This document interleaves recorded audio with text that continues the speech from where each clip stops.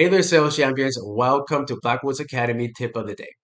Today, we're going to be looking into one of the most common objections any salesperson will hear.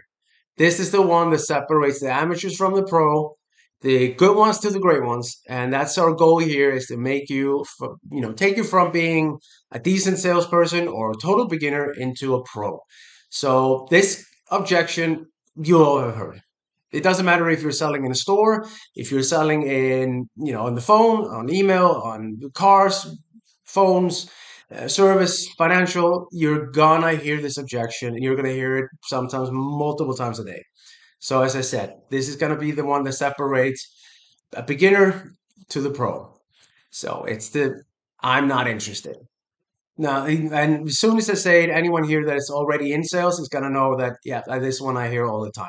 And then we're going to be looking into, why they say it. So this series is to take you from being a novice into a pro. That's why last week we were diving into the foundation. Like, and it's always good to remind yourself of them. We were looking into a mindset, how to build a script, how to prospect, how to screen and qualify. And we're going to be diving deeper into these subjects as these videos go along to help you grow with the channel. So please subscribe, please like the channel and share it if you want to. And let's look into why prospects say, I'm not interested. What is it that gets them to do it? Now, because this is the thing, you hear this almost sometimes as soon as they pick up the phone and they hear that this is a cold call. So that's the truth. The I'm not interested isn't a rejection. Now, if it comes later on, you've been talking to them for 20 minutes, 15 minutes, 10 minutes, five, like you've been putting out the pitch and everything, then yeah, well, look, maybe they are actually not interested. But so many times, this is just a knee-jerk reaction. It's a reflex. So most people will say it automatically to end the call because they've been dealing with too many lazy, pushy salespeople in the past. But what they're really saying is they don't understand your value yet. They're too busy, they didn't expect your call. It's a cold call.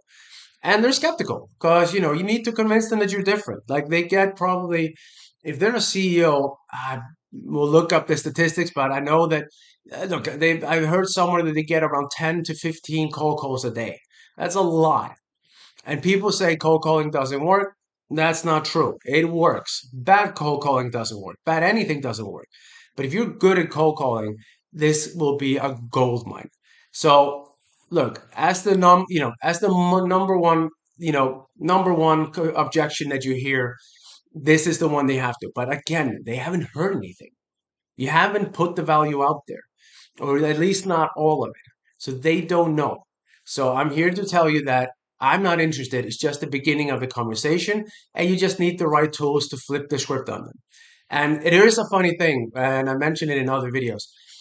Somebody told me once that, like, if they don't give you an objection, you're not doing a sales call. You're just order taking. And that's fine. We'll take those all day long. But it's only when they start objecting that you, as a salesperson, really start actually selling. So here's a simple technique to deal with it. It's one that I mentioned before, but you never can hear a good song too often, or whatever you want to put it. So it's feel, felt, found. I know it's a classic. I know it's an old school one, but look, I like what works. And like BANT, ADA, all these acronyms that you've heard, they're all like they're older than you think, but they're still relevant and they just help you out. So feel, felt, found is a classic one. So when they say, I'm not interested, don't panic. You've heard it before. You're gonna hear it again. Instead, just use the feel, felt, found technique. It will change your game if you aren't using it already. And it's good to be reminded of it, even if you're an old warhorse like me. Like I've been selling for 20 years, and I remember somebody mentioned it to me like 2 years ago when I was doing a lot of cold calling, and it just was a good reminder. It's the basics. Look, you can be a basketball player, tennis star, whatever sport you want to use the analogy in, you're still going to have to review and go over the basics from time to time again. So first, acknowledge their objection and just show empathy. That's the feel part. Felt, relate to their situation. But share that others have felt the same way. They're not alone. And then found. Explain the results that those people, after found after hearing you out. So it could be something like, hey, John, I totally understand how you feel. Look, many of my clients felt the same way when they first heard this was a cold call. I get it. You get a lot of them. Sometimes you just want to throw your phone out the window. But what they found, if we just had a very short conversation, is they discovered the benefit, whatever it is, or this, they found out that. But so would it be worth just a couple of minutes, like two at most, to see if this it works for you too? Doesn't that sound fair enough? You're being polite, you're not being pushy, you're showing empathy and also credibility. You've been talking to other people so that it'll be worth their while. It's the whole thing of like, look, I'm not interested. They don't know. They haven't heard you. They don't know what they're saying. It's just a reflex of it. I heard another sales guy that I really liked. He actually starts his cold calls by using that throw your phone out of the window. So the prospect will answer the phone and he will go, hey, hey John, this is X from company X. If I told you this was a cold call, would that make you throw your phone out of the window? And just a lot of the people will laugh. They will get the joke. It's all about the tonality of how he puts it. He's mastered it. So it's a brilliant approach, brilliant one. So okay, let's look. You need to regain control of this situation again, and it might feel like you're not in it. So here are some curiosity-driven questions to get you back in the driver's seat. The one asking the question is the one controlling the conversation. So let's look at how you can take control. So once you open the door, look, they'll say to you maybe like, okay, look, you got 2 minutes, or like, all right, I'll give you, let me know what it is. So once you open that, you need to take control, and that's again, as I said, the one asking the question is in control of this conversation. So these keeps the prospects engaged and help you uncover their real objection, if there is any. So you need to put these questions down, as we talked about in the script, but here are some examples of it. Look, like if I hear you, you're not interested. I'm just curious with your sales process right now, or onboarding. We've used that a lot in these examples. With your onboarding process right now, like what's the one thing that's really missing for you right now? Or, you know what? No problem. I get that you might not be interested. If I could just have 2 minutes of your time, I've had clients that have said the same thing, but when they hear actually what we are offering, they usually change their mind and at least want to see the demo later on. But I just want to go through it to you real quick and see if this is relevant or not. And then if you want, you can throw your phone out of the window. Do you have 2 minutes for me? Then he goes, yeah, sure. Okay, great. So I want to ask you, and then you go into how are you guys handling your onboarding right now? How are you, when you hire a new person into your company, are you guys using any software or using any system to onboard your clients or whatever it is that you're selling? Now you got them at least going in there and you want to open up with these open-ended questions that you're genuinely interested in helping them, that you're just not selling. You're asking them what their problems are, what are they dealing with. For example, if you're selling a workshop for companies to help with communication or better the work environment, you could just ask them, look, I'm selling workshops, I'm doing this kind of tech, selling workshops, selling programs to help better the work environment, lessen turnover, make more productivity and efficiency in the workplace. Are you guys doing any of those programs, or have you done any like similar things to better the work environment? Now you're asking them what they're doing. And if they go, no, we haven't really done it, or yes, we have. If they say, yes, we have, go into, oh, okay, how did that work out for you? Like, when did you do that last time? What were you working on? And if they haven't done it, you can go, oh, okay. I mean, if you have never done it before, are there no issues in the workplace you feel like could, be better? Or have you just not maybe had the, budget for it? Or like, well, what has been the, hurdle to kind of work on these things? And these questions show that you're genuinely interested. You're not just trying to throw the pitch out there, trying to read up from the script, that you're trying to have a conversation. So remember, you're not just a salesperson, you're a problem solver. People pay people to solve their problems. They're not going to buy from you just for the fun of it. Are you solving a problem or a pain for them?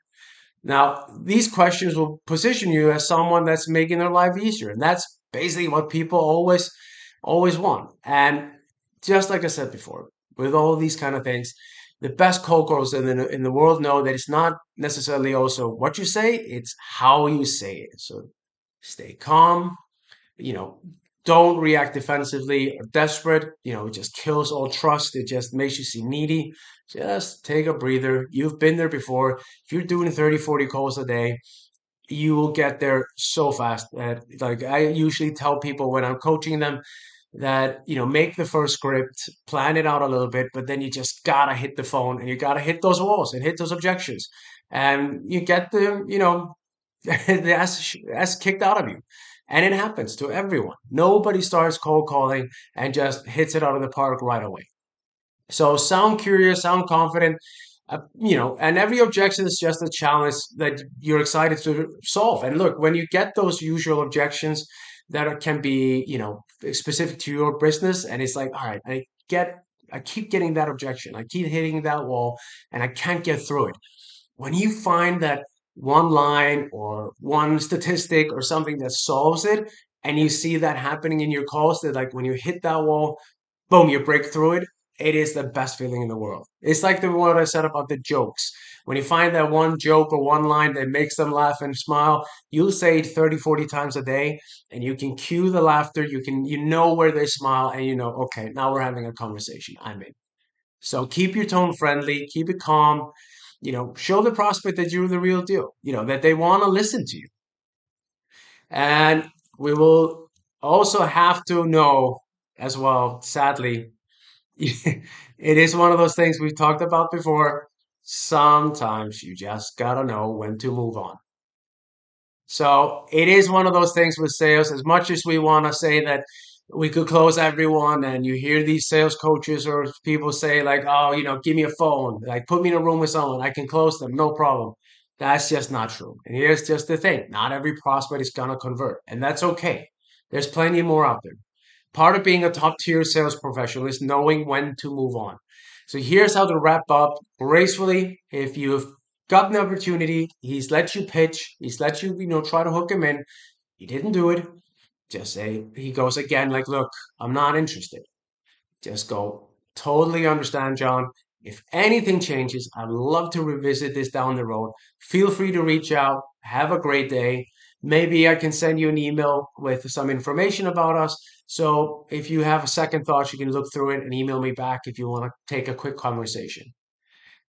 By that way, you leave the door open, you stay professional, and you make a good impression. You never know. You might meet them down the road again, and they want to have a good, thought about you, a good memory of you. So make a good impression for the future. Remember, rejection is not the end. It's just a part of the process. Move on with confidence and focus on the next opportunity. So let's close this up for today and get back to those phones. So in recap, I'm not interested. It's just a reflex. It's not the end of the conversation. It's something that's like a knee-jerk reaction where they just say it as soon as they hear that this is a cold call. If you need a framework to use Feel, Felt, Found. It will help you flip the objection. Ask curiosity-driven questions, open-ended questions to keep the conversation alive. Own your tone. Calm, confident, curious, happy. It always wins. Like if you're happy and you're just upbeat, it is very, very difficult for people to stay angry or stay frustrated. So you need to dictate the tone by asking the questions and keeping yourself calm, confident, curious, and happy. So hope this video really helped you. We are, trying to level up your cold calling game and just sales skill overall. Hit the like button, subscribe, turn on the notification, and you'll get more daily tips like this. And if you're really serious about mastering, these objections and becoming like a true sales professional, check out my Udemy course in the channel bio. Check out Blackwood Academy's website. You can see that in the bio as well. And yeah, let's go out there and hit those phones. And I'll see you guys tomorrow for more tips on how to become a better salesperson. So hope you enjoyed the video. See you tomorrow.